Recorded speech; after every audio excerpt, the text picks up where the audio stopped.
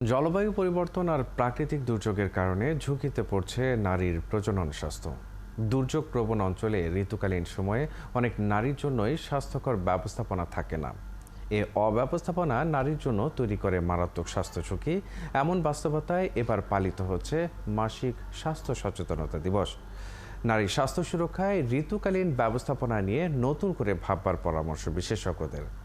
আরও জানাচ্ছেন ফাল্গুনী রশিদ।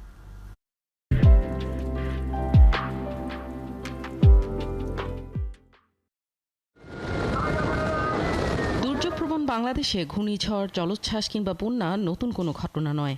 এমন দুর্যোগে সবচেয়ে বেশি ভোগান্তির শিকার হন নারীরা। উপকূলীয় এলাকায় ঝড়ের সময়টাতে ভরসা যখন আশ্রয় কেন্দ্র, তখন সেখানেও স্বাস্থ্যসম্মত টয়লেট আর নিরাপদ পানির খুব অভাব। এরপর যখন বাঁধভাঙা পানি ঢোকে বাড়িঘরে, তখন আরেক দুর্যোগ। উপকূলের নারীদের জন্য মাসিককালীন পরিচ্ছন্নতা নিশ্চিত করাটা যেন বিলাসিতার মতোই। বিশ্ব স্বাস্থ্য সংস্থা সহ আন্তর্জাতিক প্রতিষ্ঠানগুলো বারবারই বলে আসছে, জলবায়ু পরিবর্তনের প্রভাবে সবচেয়ে ক্ষতিগ্রস্ত নারীরা।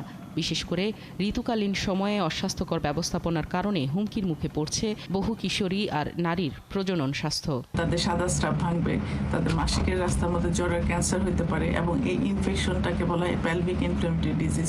এই ইনফেকশন আস্তে আস্তে উপরের দিকে উঠে প্রথমে জ্বরের মুখে ইনফেকশন হবে, তারপর জ্বরের টিউবে ইনফেকশন হবে, টিউব বন্ধ হয়ে যায়, বন্ধ্যাত্ব রোগে ভুগতে পারে, এবং এই ইনফেকশনের জন্য তাদের বাচ্চা কাচ্চা নাও হইতে পারে। আশ্রয় কেন্দ্রে যে আমরা যে মহিলাদেরকে নিয়ে এসে রাখছি, সেখানে আমাদের উচিত পর্যাপ্ত পরিমাণে প্যানিটারি ন্যাপকিন দেওয়া, যাতে তারা এটা ঠিক মতো মেনটেন করতে পারে এবং এই স্বাস্থ্য ঝুঁকিতে যাতে না থাকে। শুধু উপকূলেই নয়, অর্থনৈতিক কর্মকাণ্ডেও নারীর অবদান বেড়েছে।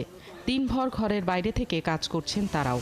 সেখানেও ঋতুকালীন সময়ের বিশেষ চাহিদাটা বাধা হবার কথা ছিল না। অথচ দীর্ঘ সময় একই স্যানিটারি প্যাড বা কাপড় ব্যবহারের কারণেও ভোগান্তি কম নয়। স্যানিটারি ন্যাপকিনটা 4 ঘন্টা পর পর বদলাবে, এবং অনেকে প্রশ্ন করে যে ম্যাডাম আমার তো সেরকম মাসিক হয় না, আমি কেন 4 ঘন্টা পর পর বদলাবো, সারাদিনই পরে থাকি। মাসিক পর্যাপ্ত হোক আর না হোক, এটাকে 4 ঘন্টা পর পর অবশ্যই বদলাতে হবে। সমান দায়িত্বের কথা যখন বলা হয়, তখন সমান অধিকারও নিশ্চিত করতে হয়। কুসংস্কার আর নারী বান্ধব অবকাঠামোর অভাবে যেন নারীরা পিছিয়ে না পড়ে, সেই প্রত্যয় নিয়েই এবার পালিত হচ্ছে বিশ্ব মাসিক স্বাস্থ্য সুরক্ষা দিবস।